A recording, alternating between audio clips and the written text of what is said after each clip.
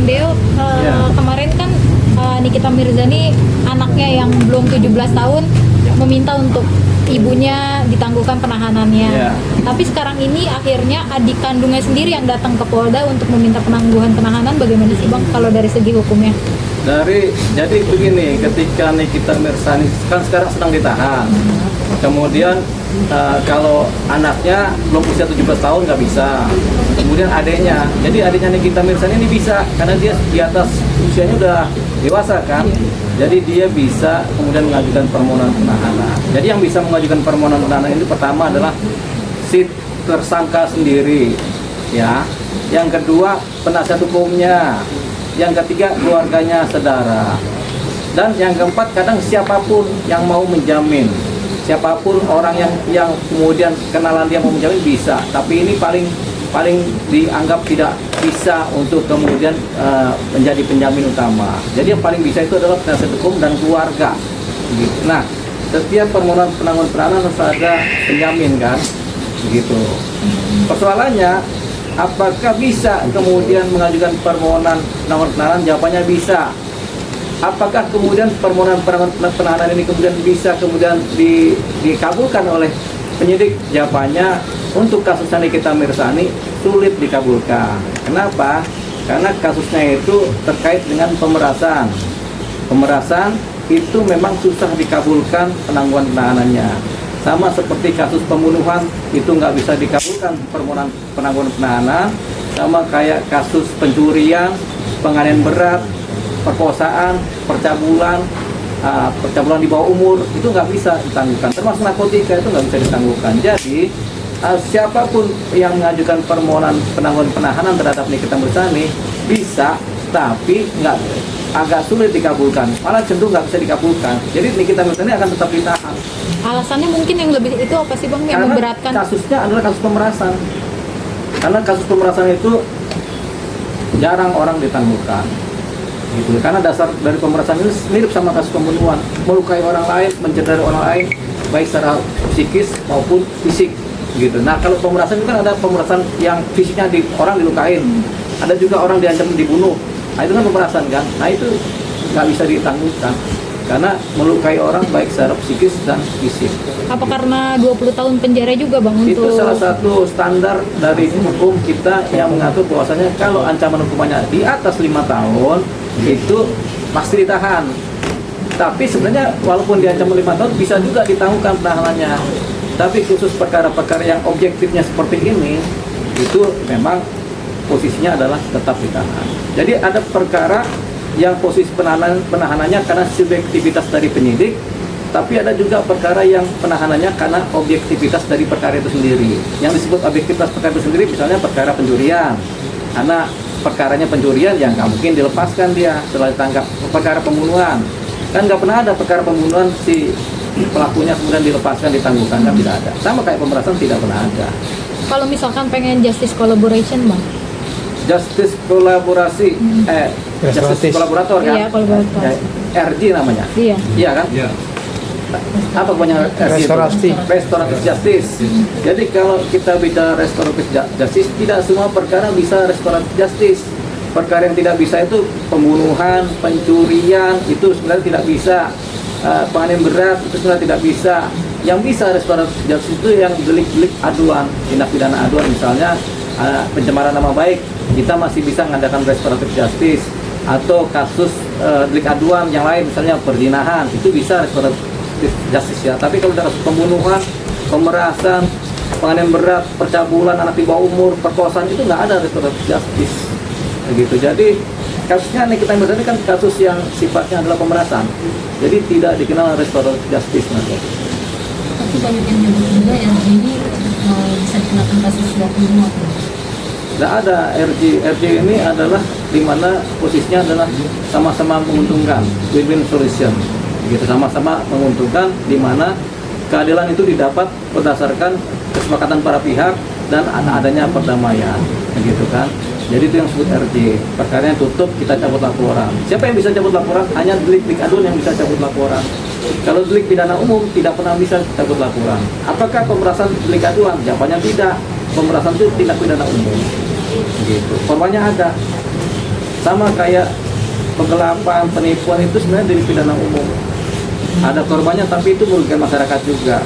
Begitu. Jadi, tapi kalau penipuan penggelapan masih bisa tuh untuk kemudian saling berdamai. Misalnya kalau uangnya dibalikin, sudah diputuskan berdamai, masih bisa. Tapi kalau kasus pemerasan agak berbeda, karena kasus pemerasan sama seperti kasus pencurian berat, penganiayaan, pembunuhan itu sama. Ya. Karena ada unsur ancamannya itu. Ancaman ini bisa macam-macam. Ada ancaman membunuh, ada ancaman menculik, ada ancaman membakar rumah, ada ancaman yang halus. Nanti ancamannya nanti jelek-jeleknya kamu nggak kita ceritakan ke publik, itu kan termasuk ancaman. Ancaman yang paling halus itu. Nah, pemerasan yang paling halus yang seperti tadi itu, mengancam, memeras, pemerasan yang paling halus ya, memeras dengan cara nanti kalau kamu ngasih uang, nanti saya nggak ceritakan tuh keadaan rumah tangga keluarga kamu, yang baik-baik aja saya ceritakan. Itu kan itu ya, termasuk pemerasan secara halus, tapi tetap pemerasan. Yang memberikan uangnya itu bang? Memberikan uang ya korban. Bang. Yang memberikan uang karena diperas ya korban. Jadi korban itu kemudian menyerahkan uangnya karena dia merasa diperas dan diancam. Karena biasanya pemerasan itu dibarengi dengan ancaman. Setiap pemerasan harus dibarengi dengan adanya ancaman-ancaman, baik ancaman kasar maupun ancaman halus. Artinya kan ketika dia mengasih uangnya, artinya kan produknya dia bermasalah dengan kena juga kan? Nah, itu korban. Jadi orang yang diperas itu selalu korban. Makanya kasusnya pemerasan. Jadi ada pemerasan, ada suap penyuap. Suap penyuap itu biasanya adalah dengan pejabat negara, penyuapan kan, diberi namanya kan. Jadi penyuapan itu kita swasta menyuap pejabat negara, tujuannya apa? Supaya ada putusan. Misalnya kita mau ngelamar kerja ke jadi CPNS, kita nyuap tuh si pejabat negara yang melaksanakan penilaian CPNS kan, akhirnya kita diluluskan. Itu namanya penyuapan. Tapi kalau swasta dengan swasta, jawabannya tidak. Ada lagi, misalnya sepak bola, ada pertandingan, kemudian pertandingan ini diselenggarakan tapi ada posisi suap penyuap memenangkan satu posisi, itu masih bisa dipidana karena penyuapan. Tapi biasanya penyelenggaraan sepak bola kan yang mengadakan adalah pihak negara juga, karena kan ada wasit yang datang dari negara kan, bukan wasit swasta.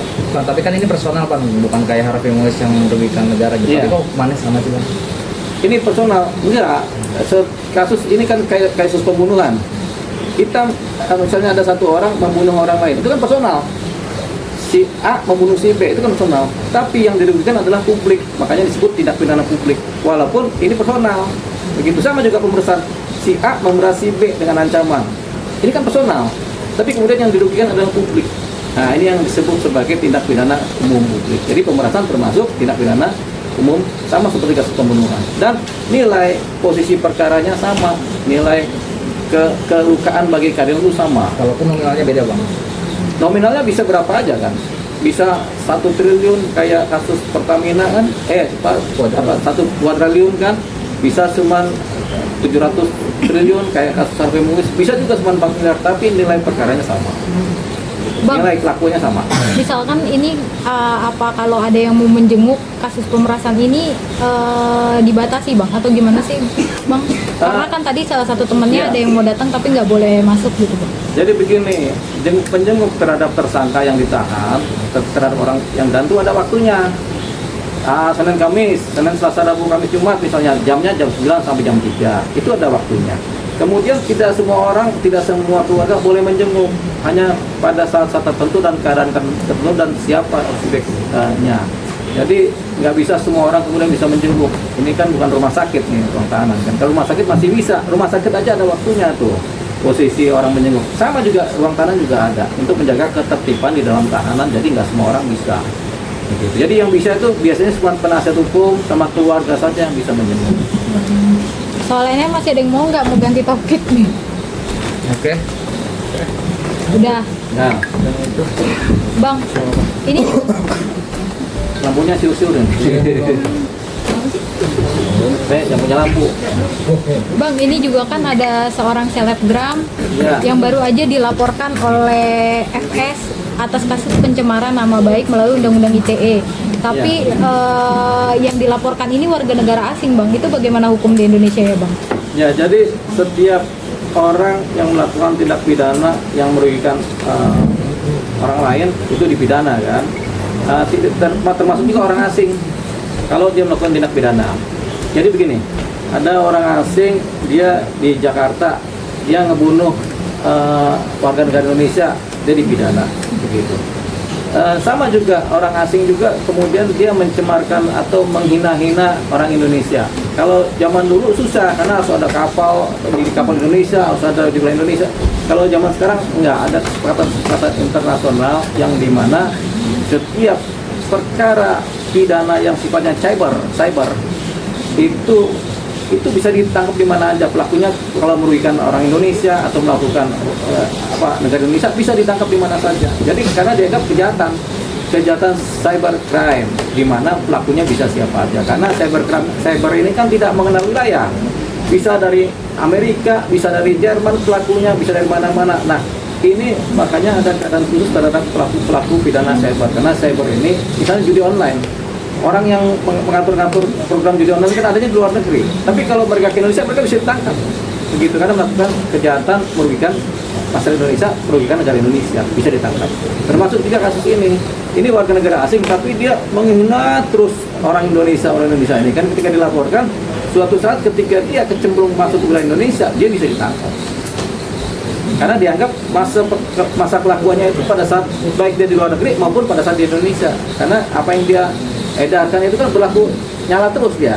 Jadi sepanjang dia punya cyber masih nyala terus, misalnya di medsosnya nyala terus dan dia ke Indonesia, dia masuk posisi pidana di Indonesia.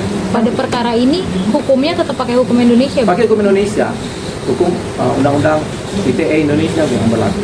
Akan deportasi juga kalau Nah, di deportasi ini tergantung posisi bagaimana pihak penegak hukum kita, apakah mau mendeportasi, apakah kemudian tetap dipidana di Indonesia.